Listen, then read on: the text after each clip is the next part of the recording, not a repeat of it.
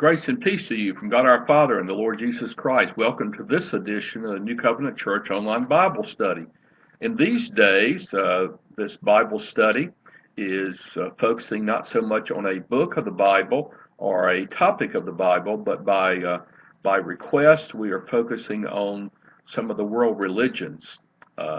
We've looked at my own faith tradition, Christianity. We've looked at Judaism, at Islam, at Buddhism, and this week we are focusing on Hinduism.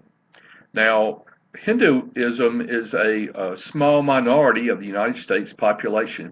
From what I was able to read, there are less than 1% of the United States population are Hindu followers. But while they are certainly a minority in the United States, they are not a minority as we think about the world. And since this is a focus on world religions instead of religions in the United States, we're going to look at it today. Hindu believers Hindu followers are the third largest faith tradition in the world. And one of the largest countries in the world is certainly the country of India. And there they are a large majority of the population. So since this is a study of world religions, we will be looking at Hinduism today. And so thank you for joining us.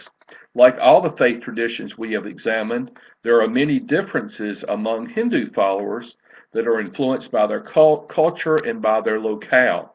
Just like Christians and Jews and Islamic believers, they aren't all quite the same. Hinduism is not an organized religion like Christianity or Judaism. There is no single systematic approach to its views and its values. Hindus don't have, for example, a Ten Commandments to guide them in their faith and their beliefs. But despite that, there are several core beliefs that all Hindu followers seem to have. They are as follows. First, there is a belief in a supreme being, of a God who is above all and who is in all.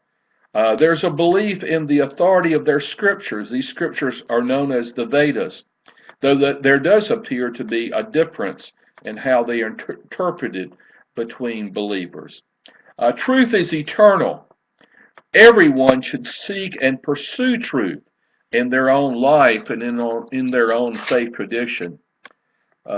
God, or Brahman is the word they use. Brahman is truth and reality. Everyone should seek to strive after truth and after Brahman and after reality. Dharma is a word that they use that really does not have an equivalent in the English language from what I can understand. Dharma is something that everyone should strive for. It is right conduct, righteousness, moral law. It is duty. One should seek to make Dharma, D-H-A-R-M-A, central in one's life.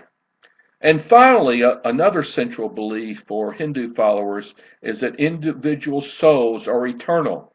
They were not created. They have always been and always will be.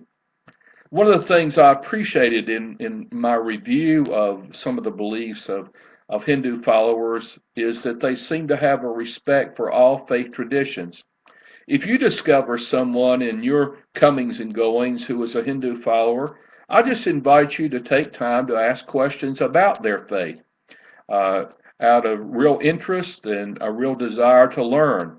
And in the process, more than likely, you will have the opportunity to share about your own faith tradition. If you haven't already done so, I invite you to join our New Covenant Church Online Bible Study Facebook group, where you can post comments, questions, and thoughts. Next week, we will conclude this study of world religions by looking at a growing segment of our society, and that is those who claim to have no faith tradition and no belief system. I look forward to being with you then. Thank you, and we're signing off for now. God bless and have a great rest of the week.